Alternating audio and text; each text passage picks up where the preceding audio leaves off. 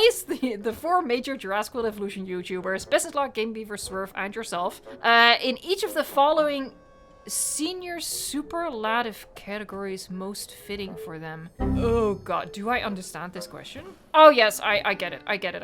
Okay, context was important here. Most likely to abandon children and hide in a bathroom during a T-Rex attack. That's me. No.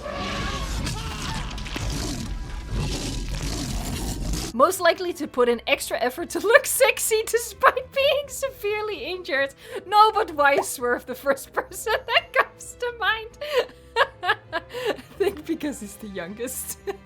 Look, when you're younger, you bounce back from injuries quicker, okay? So that makes it easier to act unfazed by an injury. Your Honor, that is my defense. Most likely to dig through one big pile of dinosaur shit. I'm gonna go with best in slot here, because not in an insulting way, but he is always on top of all of the dinosaur related news. He would go to extremes to bring the news. He would do this for you guys. He would. Most likely to terrorize a small child with a raptor claw. If I can only pick one person for each of these, I'm gonna obviously have to default and say Gaming Beaver here, but honestly, even without, 4 might just, yeah, be the Gaming Beaver. Although I also totally would. That was a fun question. Oh god, I'm gonna get in trouble for that one. One eternity later. Hello everyone, and thank you so much for checking out this video. I apologize for this video being as late as it is. It was supposed to celebrate 150,000 subscribers on the channel, and now 2 months later, we're at 170,000 subscribers, so double celebration, maybe? This video was supposed to be another truth or disaster, where for every question that was too embarrassing to answer, a park would descend further into chaos. Well, you guys asked a lot of questions, a lot of interesting and funny questions, and I answered 160 of them. There is 4 hours worth of recording that I will spare you. But I didn't refuse to answer a single question, which I guess goes to show I have no shame anymore. I'll take that up with my therapist and my mother, disappoint her some more. But because I didn't have an angle to make it more interesting, I felt really self-conscious about this now being a straightforward Q&A because I'm not a special person. But I'm gonna push through and finally get this out there for anyone who wants to know more about me, my YouTube journey, my embarrassing stories. This is for you.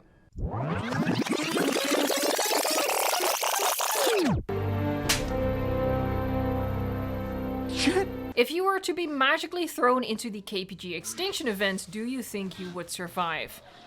No. You need to understand, throw me outside of my comfort zone in any context, and I shall most likely perish. Put me in a grocery store I've never been in before, and I might not make it out alive. Most shocking or unexpected paleontology discovery of this year, in your opinion? Oh god, was it this year? I think it was this year. They shrunk the dunk. We were also worried about what they would do to Spinosaurus next, that nobody saw this coming. So for my question, I was wondering what your most awkward or embarrassing family event was, like a holiday or just a family dinner. Like, the very first thing that comes to mind is when I was super young, my parents would have like these garden parties once a year. The entire extended family would come over, and my dad had a new video camera, and he just wanted me to take some video of the kids playing in the backyard. But I hated my nieces and nephews. My nieces and nephews were bullies. I hated them. Yeah, as I was recording them just playing around, I was just angry. I was seething inside. I didn't want to spend time with these people. So in this recording, like, you see these young kids, ages ranging from like 5 to 15. You just see them frolicking around. And behind the camera, you just hear this young girl going, look at that, doing cartwheels on the lawn like a It was so bad. You have no idea. Just imagine like this cute little girl's voice just mumbling the most obscene stuff behind the camera.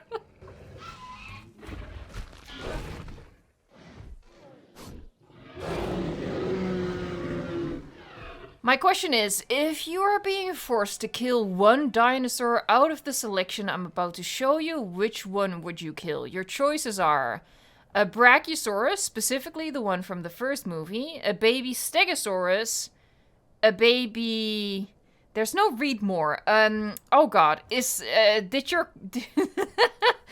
Why did you leave it off like that? I'm gonna take liberty here and just assume that I have 3 choices. I can kill a Brachiosaurus, I can kill a baby Stegosaurus, or I can just kill a baby. Like a human baby.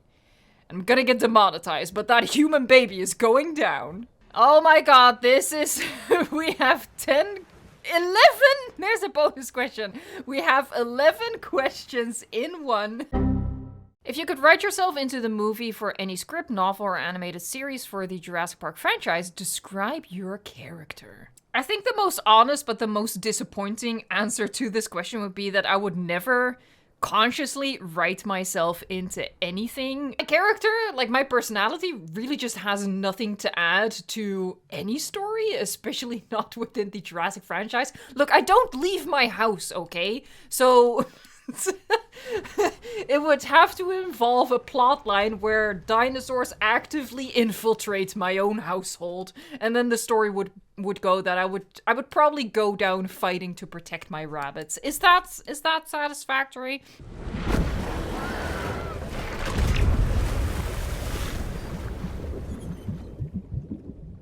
If you could travel to any prehistoric time period, where would you go and who would you go with? I'm gonna take David Attenborough with me to the Triassic, and it'll be just an amazing live-action documentary narrated by Sir David Attenborough until we both inevitably die. That's very grim. I'm sorry.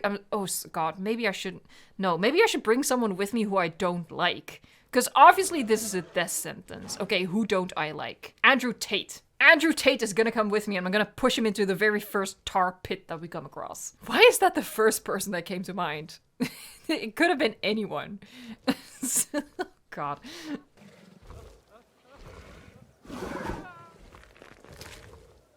Congratulations on 150k, you've earned it. Thank you very much. Thank you.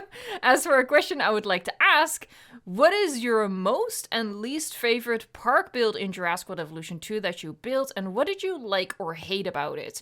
Okay, so my favorite one is still my Jekyll and Hyde park at the moment. In terms of like a full park build, that was my favorite. What I liked about it is how fun it was to come up with the horror concepts for the horror side specifically. My least favorite park build is gonna be controversial and is my, which one should I go? I'm gonna go with my Jurassic World recreation. I don't find all that much joy in doing recreations. I find them very restrictive by their nature, and the result is always just a whole bunch of compromises. My question is, how do you keep getting back into this game even when there are other more popular games? How do you balance everything and keep active in this game? I mean, that's like the autistic superpower, right? That we can just keep doing quote unquote the same thing over and over and not get tired of it. That's Jurassic World Evolution 2 for me. I don't have to push myself to consciously choose this game over another. I don't have to force myself to play this game. I still want to play this game. I still get excited by it. I'm just not getting tired of it. I don't know what to tell you. Y'all will get sick of the content I make before I actually get sick of making the content, is what I'm predicting. As for the question, any ideas on how to motivate yourself to edit videos, and are there any tips and tricks to it? In terms of motivating yourself to edit videos, that's definitely something that I think every content creator struggles with.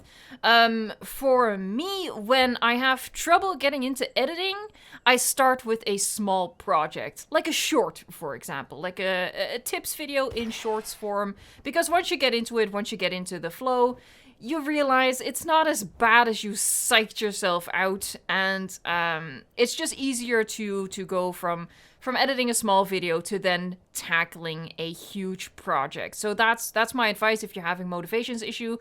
And are there any tips and tricks to it? I don't know. Are there? You tell me.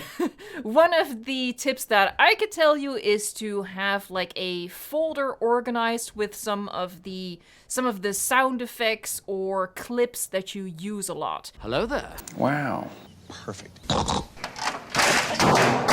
One eternity later. How long has it been since you started liking dinosaurs / Jurassic World Evolution 2? Those two have very different answers. I started liking Jurassic World Evolution shortly after it released in 2018, when YouTube, in all its inexplicable wisdom, recommended the Gaming Beaver's playthrough of the campaign. And I had never seen a video of his before, and I didn't even know the game existed. So it's a mystery and slightly concerning that the algorithm suggested his content out of nowhere. I think this is how the machines plan to take over the world, because the algorithm showing me that video has literally changed my life. A computer program has drastically altered the course of my life. Speaking of course, I'm getting off track. So I watched a couple of the Gaming Beavers videos and then decided to give the game a try for myself before I would spoil the whole thing.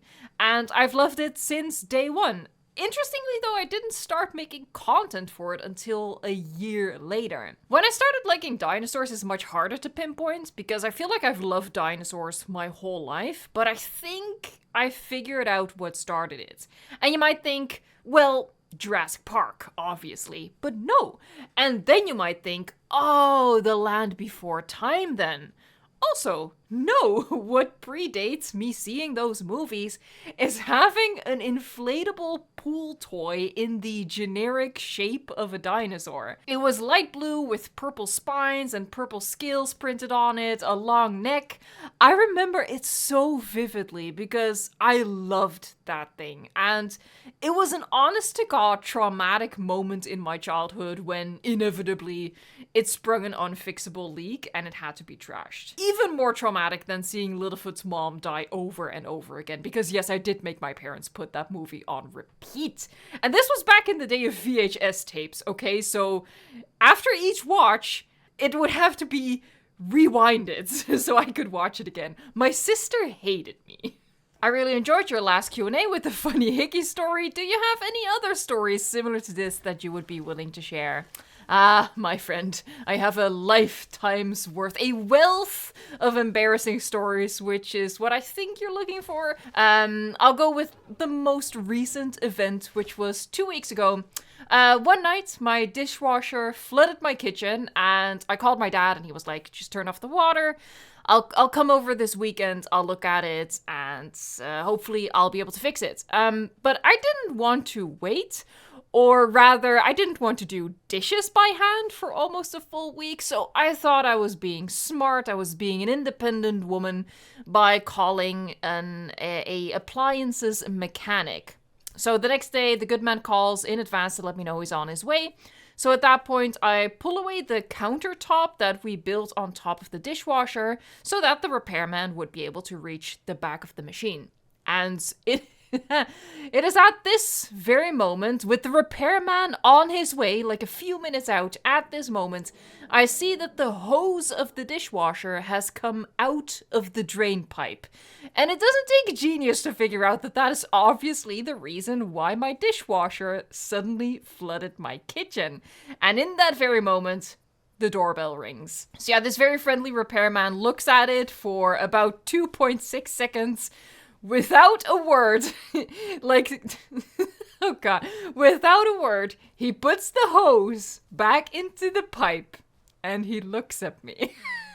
Not a single word is said for an excruciating period of time. Yeah, I paid $70, which was the flat starter rate, $70 to have a hose put back into a drain pipe. It's the equivalent of, have you tried turning it off and back on when you have computer issues? How did you get your channel to this size, and specifically how long did it take for you to start to become popular? Also, do you enjoy cheese? I am Dutch, but controversially, I'm not the biggest fan of cheese. And having said that, I'm expecting a letter any day of the government asking me to leave the country. As for your other question, and I think I speak for all cheese fanatics when I say the less important question, I don't know how long it took to become popular, because at what subscriber milestone would you consider a channel to be popular? Maybe I'm not even there yet. I'll say that from my experience, the channel grew very quickly, and certainly much quicker and way beyond my wildest expectations.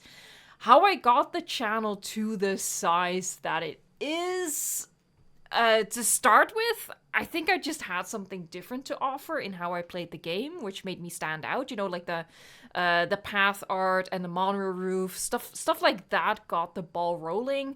And to keep the ball rolling and to keep growing, you have to be dedicated to the grind. Like, keep making content and keep making better content. I spent a lot of time learning about YouTube and best practices for thumbnails, titles, and video editing. And that's how we got here, and hopefully we can go a little further to infinity and beyond. What piece of advice as a content creator would you give to other aspiring content creators? I'm gonna give you two advices. Advices? Is that the plural? Sounds weird. Anyway, I'm gonna give you two for the price of one. Because the first one is not gonna satisfy anyone. The first one's just gonna annoy people. And the first one is that just make content for yourself. Content that you enjoy making about a subject that you are passionate about. Because there's no guarantee that the channel is ever going to take off, but as long as you are having fun with it, you have internal motivation to keep going, and then hopefully at some point you'll get some momentum going, and that is where you're gonna get some views and you're gonna get some subscribers. However, it's a lot of work to grow your channel. So even when you do start to get those views, it's not sustainable if you're not having fun with it. More practically, educate yourself on what it takes to grow on YouTube. There's a ton of content out there on how to grow your channel, how to get more views.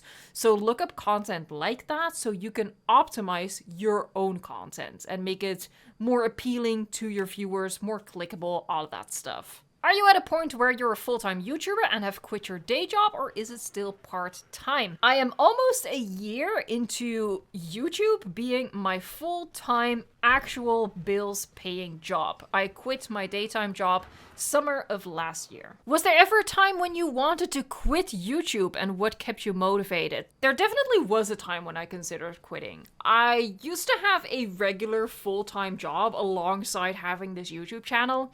And a full-time job is a lot of work, obviously, and YouTube is also a lot of work, so doing the two simultaneously is already very difficult. And I was in a position where I was overworked, I was depressed, I was suicidal even, and the first instinct was, like, the first solution that came to mind was, okay, I should quit YouTube, right? I can't quit my job. What kind of responsible adult would just quit their job?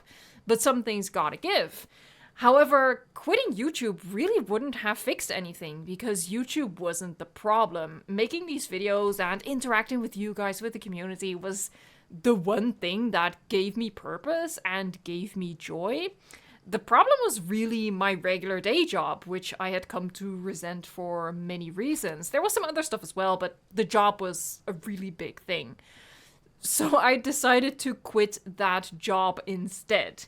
Thankfully, I was financially in a position where I could take that risk. That is a huge luxury that I'm very well aware of and very grateful of, that I was able to make that decision, quit the job I hated, and instead focus on the things that bring me joy. And since then, and since therapy, I'm doing better, and I have not considered quitting YouTube again. I'm gonna paraphrase this question because the wording is a little bit jumbled, but basically, do I ever get demotivated building a park, and if so, how do I deal with it? It rarely happens, but it does happen. Most recently, the park build with all of my favorite dinosaurs. I did the rough building live over the course of several streams, and then the plan was that I would finish the park with all of the details in my own time before doing a tour. And the plan was for that to take like maybe a week or something like that. Well, I got totally stuck on that park. I couldn't muster the creativity. And what I did was I postponed the build. I wasn't going to force it because then there is no way that I can deliver a good result. So I just built other stuff in the meantime until I got that spark of creativity for that particular park again. I finished it, and now it's one of my favorite parks, and the tour for it is pretty popular on the channel, so I think you guys like the park a lot as well. So my advice? Don't force yourself. Remember that you are playing a game. It's supposed to be fun. If you're not having fun, go do something else that is fun. Life is hard enough without us punishing ourselves with what is supposed to be something we do for our own joy and relaxation.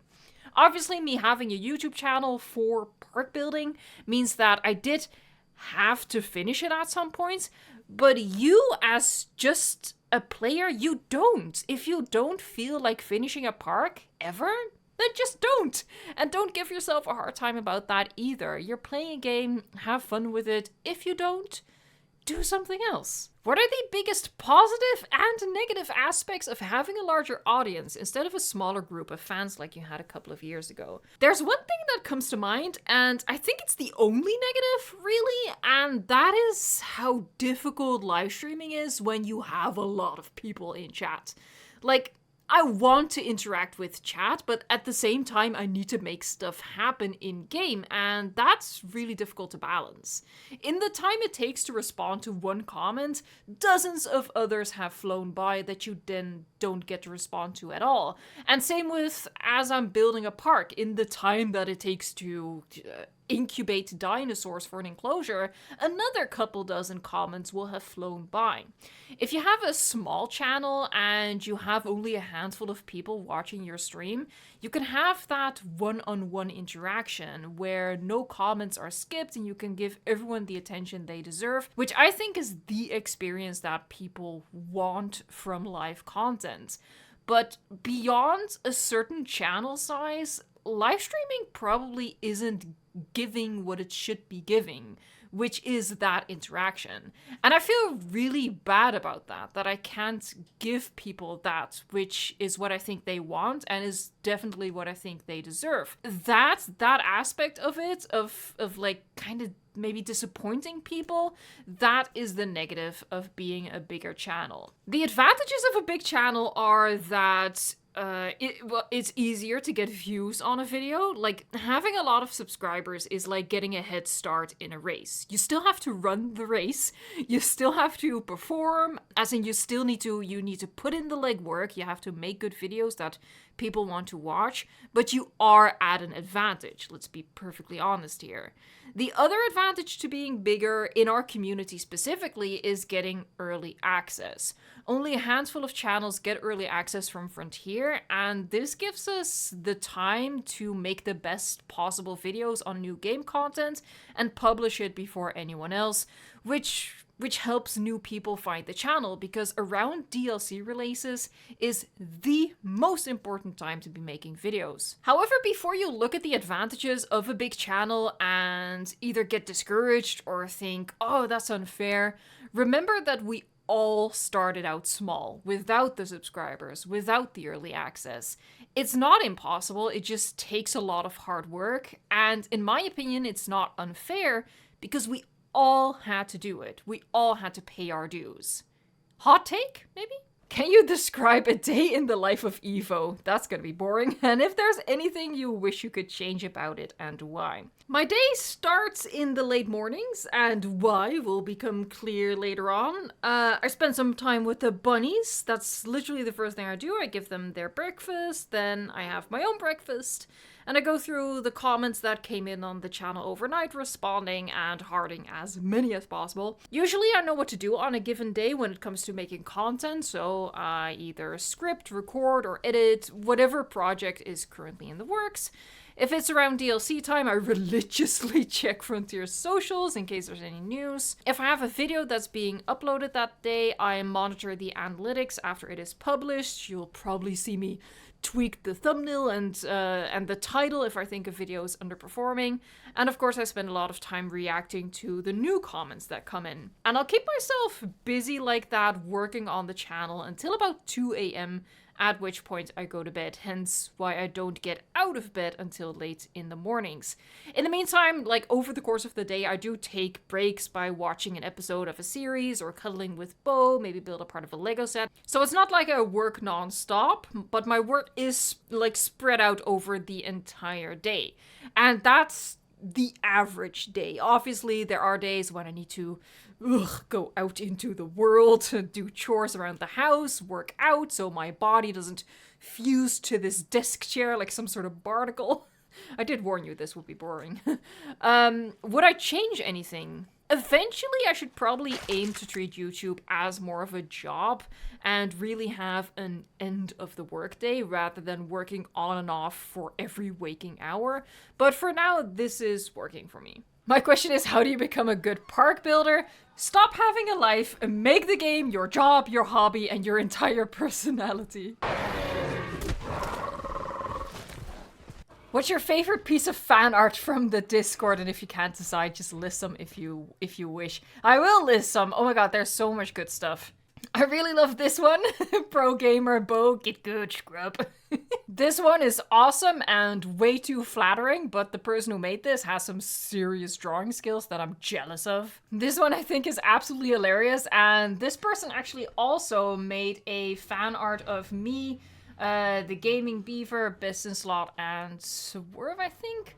Let me see if I can find it, because I actually saved it. It's so adorable. There, it's so cute. Look at us. I think that's hilarious. This is also, again, by Scipia Viva. My question is kind of a weird one. What's your favorite dinosaur song? Do dinosaurs sing? Are they in a band now? Are they on tour? Do they have a Spotify? What am I missing here? Can I just say the Jurassic Park theme song? Is that allowed? I'll just say that. If you could change Jurassic World Dominion's script entirely, what would you change? I would actually deliver on what they promised us, which was dinosaurs in our world. Don't sweep us off to another remote, isolated location. Do more of dinosaurs in populated areas. And I would structure the new script around that to make that happen and to have the action and thrill centered there. How do you remain sane whilst placing all the decorations? Bold of you to assume that I'm sane. If I'm placing a lot of decorations, for example, all of the rocks on my Quetzalcoatlus temple, I'm actually watching or listening to a series or movie on my other monitor. So I'm not 100% focused on placing all of those pieces. I'm actually keeping myself engaged and entertained with other entertainment on my second monitor. What would be the dinosaur / reptile that you would most want to see in the next Jurassic movie? I'm gonna give you two answers here, so you can pick whatever you feel fits the question most appropriately. I want to see the return of scary velociraptors. The velociraptors from the original trilogy. We all enjoy blue to a certain extent, some of us more than others, some concerningly. But velociraptors are no longer the animals that they were from the original trilogy. Bring back the OG scary velociraptors. If you are specifically wanting me to say something new, and you know what, let's branch out and say a reptile, I'm actually gonna say Deinosuchus, because I would just love to see that, you know, within the context of the size of a human. Alrighty, what are my top 5 favorite video games of all time? So at number 1 would be Jurassic World Evolution 2. At number 2 would be Jurassic World Evolution 1. Ooh, of all time. I'm gonna go with Zoo Tycoon in 3rd place. Then I'm gonna go with Sims. And then I'm gonna go with Command & Conquer Tiberian Sun, which is the 3rd time I've mentioned that in this Q&A. How do you feel about the Jurassic World depiction of Therizinosaurus? I loved it. The theory in the swamp scene is my favorite scene from Dominion. They gave it such a good horror vibe, which for me was just the most reminiscent the Jurassic World films had ever been to how it all started with Jurassic Park. You know, that thriller feeling. They really captured that with that scene, in my opinion. And making it blind gave the animal also just a unique behavior and presence and made it really memorable, in my opinion. Physically, it's almost perfect. If they had given it a more fluffy tail, I think it would have been 10 out of 10 for a dinosaur depiction within the Jurassic franchise, which isn't, known for its accuracy. Assuming you are a Jurassic World Evolution 2 developer. Well, maybe I am. No, I should not feed that misconception. You have to make a Latin American dinosaur pack. What would be the dinosaurs in the pack? Minimum of 4. Okay, so obviously Concavenator, Argentinosaurus, Irritator. One more. I'm probably gonna have to look this up to see what my options actually are. You know what? Actually, I'm gonna make my 4th pick Ostroraptor, because I remember that it was mentioned earlier in the question. It's for that specific person who's using Pyroraptor as a replacement Ostroraptor. There you go, from the kindness of my heart. You can have a dinosaur. Favorite dinosaur in the Jurassic Park franchise? I'm gonna not go with Stegosaurus, my favorite dinosaur IRL. I'm gonna specifically go with the Jurassic Park Velociraptor. I know it's inaccurate, but I love the role of that dinosaur in the first 3 movies. Absolutely amazing. A great quote-unquote movie villain. If you had to make a list of your top 10 dinosaur movies, what would it look like? Ooh. What it would look like is a lot of blank space. I don't think I can come up with 10. Like, literally the only other dinosaur movies I can think of is Land Before Time and Disney's Dinosaur. And I'd have a very difficult time ranking those among the 6 Jurassic movies. So I can't really make a comprehensive ranking of those movies, but it would consist of 8 movies total. 8 movies would be in my top 10, and it would just be all of the Jurassic movies and Disney's Dinosaur and The Land Before Time. This is not throwing shade at 65 or anything. I simply haven't watched 65 yet. As soon as I do, it'll go into my top 10 by default, which I don't think it deserves based on what I'm hearing. What's your opinion on the movie The Velocipaster? I've actually only recently been introduced to what that actually is, so that's quite the coincidence. I think it's absolutely hilarious. Hold on, let me look up what like the tagline was. Velocipaster. I mean, come on, you can't make this up. A hooker convinces him to use his new power of turning into a velociraptor to fight crime and ninjas. How could you not love that? I've never seen it, but... Oh, the tagline is, a man of the claw. It's brilliant. By default, it will become one of my 10 favorite dinosaur movies. Because I still have 2 slots open. Oh, that's bad. I may be living under a rock, but why do you hate challenge mode so much? I look at it as the park management system / game that mostly everyone knows and loves, or is that the problem? That is the problem. I like creative building. I don't like my attention being pulled away because a dinosaur is sick for the 13th time and it takes the MVU too long to get to it. You're just going from one manufactured arbitrary problem to the next, trying to fix everything. And it just goes on and on and on, and the problems never stop coming, and I'm like, okay, we have life for this, okay? This is not why I play games. How do I feel about dog fights and who do you blame for them? I hate them, and it's, as is the case with almost everything wrong in this world, the humans are to blame. I have one question. Imagine Frontier works on Jurassic World Evolution 3. What are your wishes or ideas to become better than Jurassic World Evolution 2 and 1? I think there's several things they would need to do to justify a Jurassic World Evolution 3. I don't actually think it's happening because there's no movie on the horizon currently, but if there's gonna be a Jurassic World Evolution 3, it needs to have baby dinosaurs. It just needs to.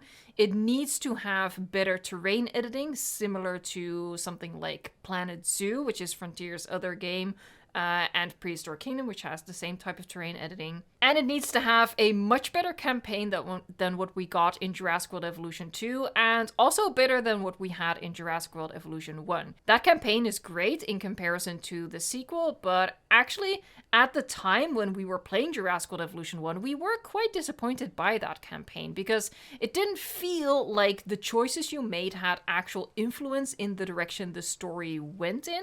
So that's what they should do for a campaign for Jurassic World Evolution 3. A larger story campaign like the first game, but if you make a choice, if you go with a certain faction, that actually has to impact the story. So you could get, if there's 3 factions and you focus on one, you're gonna get a different ending than if you were to focus on another one. Do you have a goal or set of goals with YouTube, or are you just winging it and seeing what happens? Winging it feels very applicable to me. In terms of growth, I'd love for the channel to get to 200,000 subscribers this year, which sounds absolutely mental to even say that out loud. It's possible. It's possible. It's gonna be difficult, but it's possible. Overall, 250,000 would be my ultimate, hey look ma, I made it number, for the silly reason that you can also say it as 250,000 people, which has a pretty neat ring to it. I'm very aware that my channel's success is currently almost entirely dependent on Jurassic World Evolution 2, and when that game inevitably fizzles out, so will my channel, unless I manage to branch out. So that is the main goal for the channel in the long run. Right now, I'm very much focused on getting the most out of Jurassic World Evolution 2 as far as the channel is concerned, and hopefully we can do well with that for a few more years. Like, I managed to grow my channel on the first game, even after that had stopped developing. So when Frontier drops Jurassic World Evolution 2, doesn't mean that I will. But I do need to start laying the foundation for what comes after. Which is stressful, not gonna lie, because it's very uncertain. And I guess this ties into my hot take from earlier. Just because I have a big channel right now doesn't mean I can just upload whatever I want and get views. Just because a lot of people love watching me place hundreds of planters doesn't mean that they'll watch me play Path of Titans, The Isle, or even Prehistoric Kingdom. I still have to pay my dues there and grow my audience in those communities. And that is what I want to do. But obviously I want to give the people what they want. So as long as you guys keep checking out all of my crazy builds in Jurassic World Evolution 2, those will be coming to you. I know you will probably eventually go to the mod side, to the dark side, but can you please keep making unmodded content for us console fans too? Once I start modding, I don't think I will go back to unmodded gameplay, except maybe for like the occasional video. Keep in mind though that by the time I will start modding, which again will likely not be until the end of Jurassic World Evolution 2's development, at that point, I will have exploited all of my ideas for unmodded gameplay. So at that point, once I go to mods out of desperation, okay? Because I'm out of things to do unmodded. So all good things must come to an end. That being said, if you actually look at modded content, it can still inspire you. For example, on the recent Prehistoric Kingdom builds that I've been doing, like the videos and the live stream, people have actually commented that what I built in Prehistoric Kingdom inspired them and gave them ideas for Jurassic World Evolution 2. Obviously, Jurassic World Evolution 2 has nowhere near the creative capabilities of Prehistoric Kingdom. The same way unmodded Jurassic World Evolution 2 has nowhere near the creative capabilities of modded Jurassic World Evolution 2. But getting ideas and inspiration from something is very different from literally copying something one by one. So even though once I start modding, if you are playing on a console, you won't be able to copy what I do one-on-one, you should 100% still be able to get inspiration and ideas from it. You just have to put your own spin on it. What's the most traumatic thing you have experienced on vacation? I do have a story for this one. When I was very young, we went on vacation to Spain, and at like the crack of dawn, the fire alarm in the hotel went off. and we had to evacuate. And my mom didn't let me bring my stuffed animal. You know, the one stuffed animal that every kid has since birth and love as much as a family member. She just came into me and my sister's room within the hotel suite, and she just grabbed us. And before I knew what was going on and that we were leaving, we were already outside of our hotel suite, and I couldn't get that stuffed animal, and obviously my mom wasn't about to let me go back, so she just dragged me and my sister along. My dad was with us as well. Like, everyone was going down the stairs, going outside to the pool area. That's where we were directed to go. And once we were outside, we could see, like, huge black billowing smoke behind the hotel. So as far as we knew, the hotel was really on fire. But at that moment, my father decides to go back inside to get our passports. To our best knowledge, he ran back inside a burning building. And me being 7? I think I was 7 or something, very young at least. I called after him to also save my stuffed animal. And he did. He came back a few minutes later with our passports and my stuffed animal. Anyway, it was actually fine. There was a fire, but it was a wildfire on a hill right behind the hotel. And it was extinguished before it would reach the hotel itself. So later that day, our vacation just continued as normal, as if nothing had happened. But the fact I still remember it all so vividly, down to the nightshirt that I was wearing, indicates that it was traumatic to me. Most embarrassing vacation story happened in Turkey. We were on vacation with another family. My parents were best friends with their parents, and I was good friends with one of their sons. And I was alone in my parents' hotel room with their son, and we had the dumb idea to dress up in each other's clothes. And I would pretend to be a boy, and he would pretend to be a girl, and we had like this plan to go out to like maybe ride the elevator and see if we could trick people. That was the gist of it. I think we were 11 or 12. I don't so no weird business going on. But yeah, I was in his swim shorts and shirts, and he was wearing one of my dresses and a necklace, and that's when his mom knocked on the door asking us to come with the rest of them to the pool.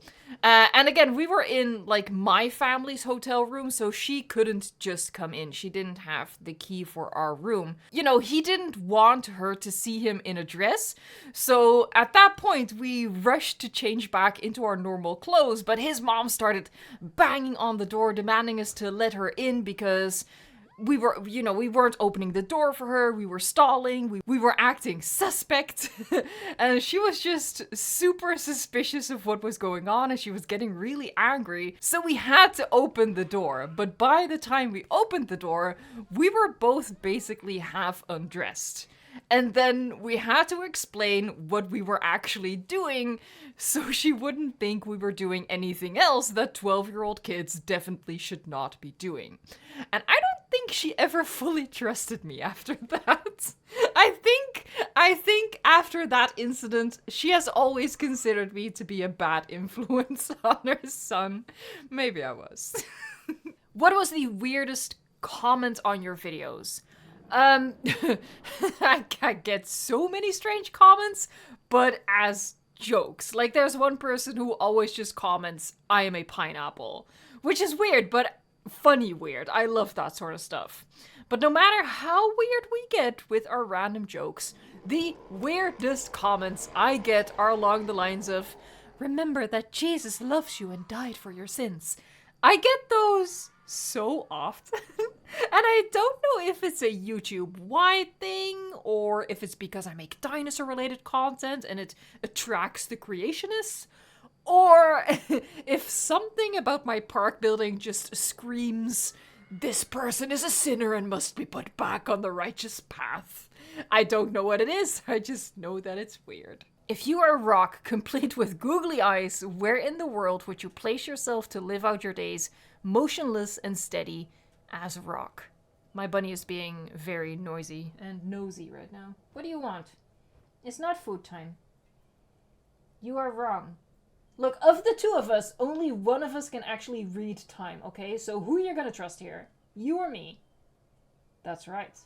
Can I place myself underwater in like a nice coral reef? I feel like there would be a lot of activity around that I would enjoy watching. You know what? Just watching the fish swim by, maybe an occasional shark, maybe, you know, an occasional oil spill. That would probably keep me distracted.